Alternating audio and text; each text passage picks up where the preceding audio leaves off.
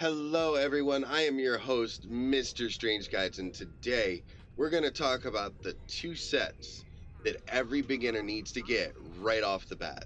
So let's talk about the items themselves really quickly. The first up is the Trilithium Tri-Cobalt Torpedo Launcher. You're going to get this at Mark II because you need to have completed the tutorials in order to access the episodes these are from. But let's talk about the items first.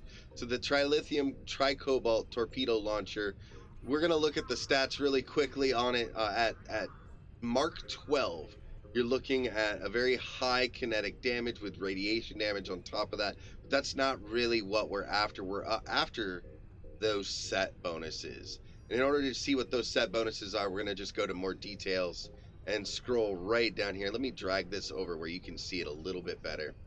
Let's go right down to the bottom again. The weapon damage is going to be lower at Mark II than it is at Mark 12, obviously. So let's go down to the actual important part is the bonuses. And really, you're only looking for the two-piece bonus, which is the 5% firing cycle haste for energy weapons. As you're leveling through the game, the easiest way to level and to be a little overpowered compared to other weapon types is to use energy weapons. Specifically, I like to use beams when I'm leveling a new character. Phaser beams to be specific, mainly because I have a lot of stuff for phaser beams already, so I can transfer that around. But ultimately, if it's energy, you're good to go. Um, the three-piece isn't bad, and as a new player, you can definitely use that three-piece bonus. All damage resistance rating plus 20 with Starship hull capacity plus 20. So that's going to be pretty big early on. Later on, you can really go with just the two-piece set bonus. So right now we're achieving a three-piece set bonus by using the Trilithium Tri-Cobalt Torpedo Launcher. We're also using the where is it? Please and thank you. Here we go. The Trilithium enhanced omnidirectional phaser beam array. Okay, so the big thing is this is a 360-degree phaser beam array, so you can put it in both your fore or aft weapons and it won't matter. As we go down, you can see that it has it has some extras to it as well. So those are things that are going to help you level.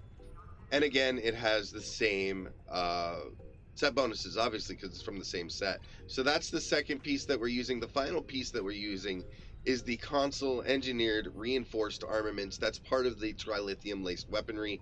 That's going to give you power or transfer rate, starship hull restoration, and starship hull capacity. All things that are going to help you early on as a new player. Also, when you get these will upgrade all the way to Mark 12 completely for free. So you're going to get them at Mark 2, and as soon as you level up to the point that you can use Mark 4 and Mark 6 and Mark 8 and so on and so forth, you'll be able to just right click and hit upgrade item. So you'll take them off your ship, put them in your inventory, right click, upgrade item, and be able to upgrade them to whatever mark you can currently use, all the way to Mark 12. So it saves you having to gear grind in the middle of your leveling.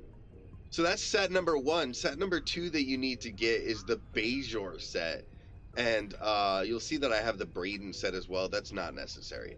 The Beiger set is phenomenal. The two-piece set bonus is phenomenal, as well as these also being upgradable items as you level.